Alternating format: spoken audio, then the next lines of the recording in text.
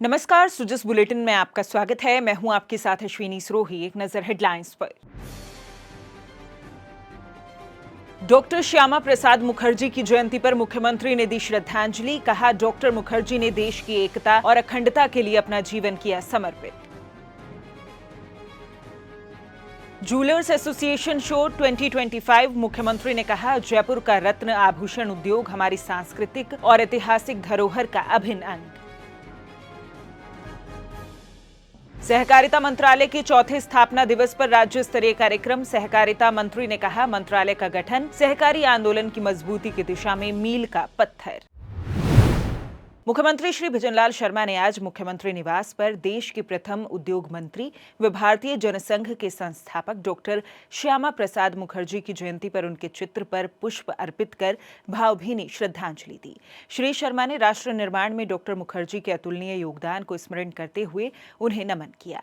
मुख्यमंत्री ने कहा कि प्रखर राष्ट्रवादी डॉक्टर मुखर्जी एक विचारक ही नहीं बल्कि महान कर्मयोगी थे। श्री शर्मा ने कहा कि डॉक्टर मुखर्जी का जीवन हमें राष्ट्र हित को सर्वोपरि मानने की प्रेरणा देता है। उनके आदर्श और सिद्धांतों को अपने जीवन में आत्मसात कर हम एक जिम्मेदार नागरिक के रूप में अपने कर्तव्यों का निर्वहन करते हुए राष्ट्र निर्माण में अपना योगदान दे सकते हैं। मुख्यमंत्री श्री भजनलाल शर्मा ने कहा कि जयपुर का रत्न और आभूषण उद्योग हमारी सांस्कृतिक और ऐतिहासिक धरोहर का अभिन्न अंग है। राज्य सरकार इस उद्योग को हर संभव सहायता और प्रोत्साहन प्रदान कर सशक्त बनाने के लिए प्रतिबद्ध है। उन्होंने कहा कि जयपुर की कुंदन और मीनाकारी कला दुनिया भर में अपनी धाक जमा रही है। विश्व में पाए जाने वाले ज्यादातर रंगीन रत्नों का व्यापार जयपुर से होकर ही गुजरता है।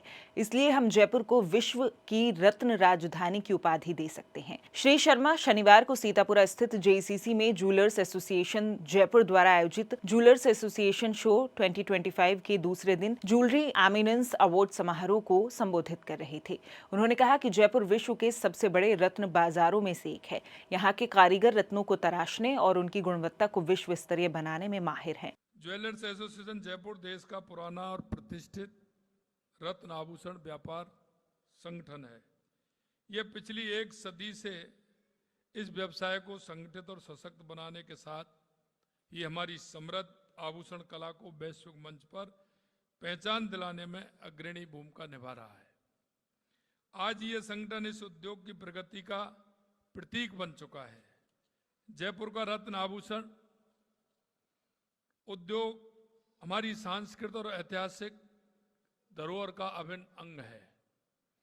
जयपुर अपनी स्थापना के बाद ही कुंदन और मीनाकारी कला का केंद्र रहा है।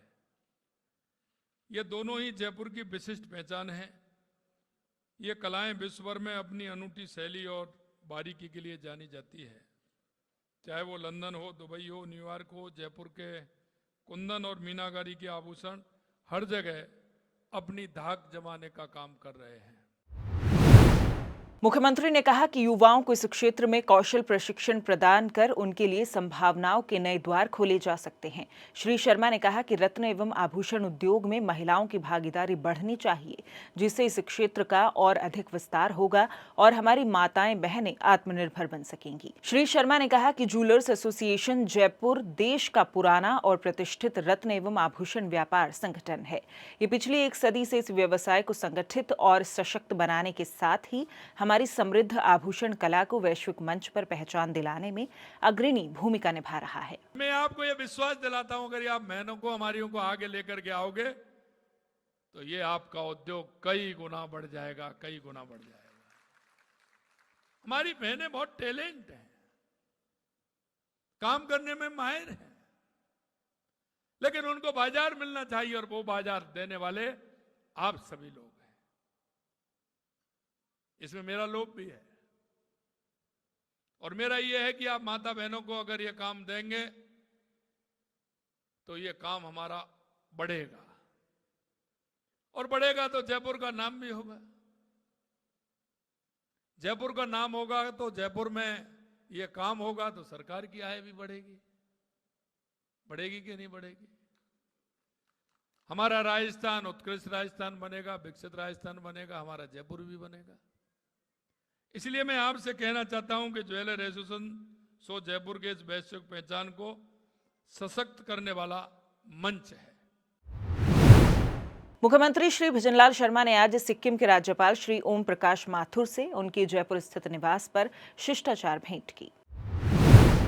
मुख्यमंत्री श्री भजनलाल शर्मा के कुशल नेतृत्व में राज्य सरकार आमजन को भ्रष्टाचार मुक्त पारदर्शी सुशासन देने के लिए कृत संकल्पित है। विकास कार्यों एवं जन कल्याणकारी योजनाओं का लाभ पात्र व्यक्तियों तक त्वरित रूप से पहुंचे, इसके लिए सरकार निरंतर कार्य कर रही है। इसी नीति के तहत मुख्यमंत्री के निर्देश पर विकास कार्यों में तेजी लाने और प्रक्रिया में लगने वाले समय को न्यूनतम करने के लिए राज्य में अब नई व्यवस्था लागू की गई है। टेंडर के बाद प्रशासनिक व वित्तीय स्वीकृति के लिए कार्यकारी विभाग द्वारा वित्त विभाग को फाइल भेजने की व्यवस्था अब समाप्त कर दी गई है। मुख्यमंत्री द्वारा इस व्यवस्था में सुधार के निर्देशानुसार प्रक्रिया में संशोधन कर इसे प्रभावी बना दिया गया है। अब कार्यकारी विभाग से प्राप्त प्रस्ताव वित्त विभाग द्वारा स्वीकृत होते ही निविदा उपरांत कार्यादेश जारी करने के लिए कार्यकारी विभाग को ही सक्षम बना दिया गया है। कार्यकारी विभाग निविदा के उपरांत कार्यादेश राशि के आधार पर प्रशासनिक और वित्तीय स्वीकृत राशि को स्वयं ही पोर्टल पर अपलोड कर सकेंगे। अतः प्रक्रिया के दूसरे चरण में पत्रावली वित्त विभाग को प्रेषित करने की आवश्यकता नहीं रहेगी। सहकारिता राज्य मंत्री स्वतंत्र प्रभार श्री गौतम कुमार दत्त ने प्रधानमंत्री श्री नरेंद्र मोदी को धन्यवाद देते हुए कहा कि सहकारिता के महत्व को समझते हुए उन्होंने 6 जुलाई 2021 को सहकारिता मंत्रालय का गठन किया, जो देश में सहकारी आंदोलन को मजबूती प्रदान करने की दिशा में एक मील का पत्थर है। मंत्रालय के गठन के बाद विगत वर्षों में देश व प्रदेश में सहकारिता का महत्व काफी बढ़ा है। उन्होंने कहा कि सहकारी आंदोलन को अधिक मजबूत करने के लिए हमें पैक्स स्तर तक संचालक मंडल को मजबूती प्रदान करनी होगी। श्री दत्त आज राजस्थान सहकारी शिक्षा एवं प्रबंध संस्थान में सहकारिता मंत्रालय भारत सरकार के 4th स्थापना दिवस के अवसर पर आयोजित राज्य स्तरीय समारोह को संबोधित कर रहे थे। उन्होंने कहा कि प्रधानमंत्री श्री नरेंद्र मोदी और केंद्रीय सहकारिता मंत्री श्री अमित शाह सहकारिता का दायरा बढ़ाकर प्रत्येक आम आदमी को इससे जोड़ना चाहते हैं। मंत्रालय द्वारा सहकार से समृद्धि योजना के अंतर्गत 61 पहलें क्रियान्वित की जा रही हैं, जिनसे सहकारी क्षेत्र निरंतर सशक्त हो रहा है।